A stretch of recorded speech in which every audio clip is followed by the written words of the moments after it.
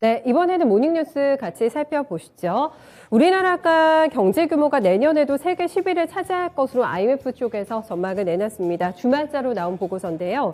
IMF는 내년 우리나라의 GDP가 1조 9,077억 달러를 기록하면서 세계 10위를 기록할 것으로 내다봤습니다.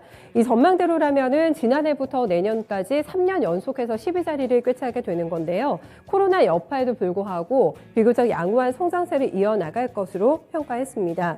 IMF가 올해와 내년 국내 성장률 전망치는 구체적으로 4.3과 3.3 제시했고요. 올해 세계 경제 성장률 전망치는 5.9%, 그리고 내년 전망치는 4.9%와 비교했을 때 크게 뒤처지지 않을 것이라고 내다봤습니다.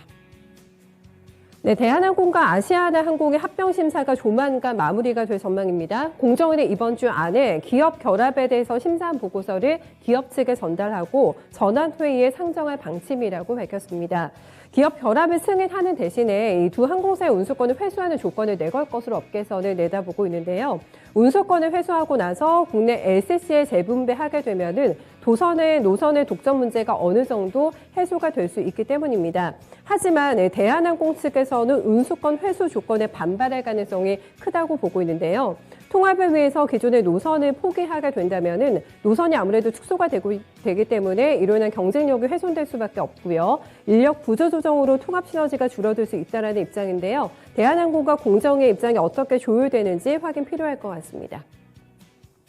네, 내년에 실손 보험료 부담 꽤 커질 것 같은데요. 인상률이 이번 주 안에 결정이 됩니다. 보험업계는 인상률을 올해 평균치 10에서 12% 수준보다 더 높여야 된다라고 주장을 하고 있는데요. 내년 인상률은 올해보다는 하지만 낮을 것으로 예상이 됩니다. 하지만 3에서 5년 주기 갱신이 도래하는 가입자는 보험료 인상 폭탄이 불가피한 상황인데요. 인상률을 일시에 반영하는 데다가 또 연령 증가에 따른 요율 상승까지도 추가가 되기 때문입니다. 더구나 고령층은 연령 증가에 따른 인상분이 연간 5%포인트가 넘기 때문에 인상폭이 한층 더 커질 것으로 관측되고 있습니다. 네, 다음 SK증권 관련된 뉴스 보겠습니다. MS저축은행 인수를 완료하고 계열사를 편입했다고 지난 금요일에 장마치고 밝혔습니다. 이에 따라서 SK증권은 MS저축은행의 지분 93%를 취득하게 되고요. 인수대금은 390억 원을 지급을 했습니다. 작년 말 기준 했을 때 MS저축은행의 총 자산 규모는 4,178억 원 정도로 추산이 되고 있습니다. SK증권 측에서는 소매금융 부분까지 사업의 포트폴리오를 다각화하고 수익 구조의 안정성을 높여나갈 계획이라고 밝혔습니다. 네, 다음 수조 뉴스 보겠습니다. 오랜만에 풍력바람이 불지 않을까 싶은데요. 삼강 MNT가 5,700억 원 규모의 해상풍력 발전기 하부 구조물 수주에 성공했습니다. 대만 업체와 이번에 수주 계약을 맺었다고 밝혔는데요. 하부 구조물 같은 경우에는 해상풍력 발전기 상부 구조물인 터빈과 타워의 안전성을 담보하는 핵심적인 설비로 볼 수가 있겠습니다.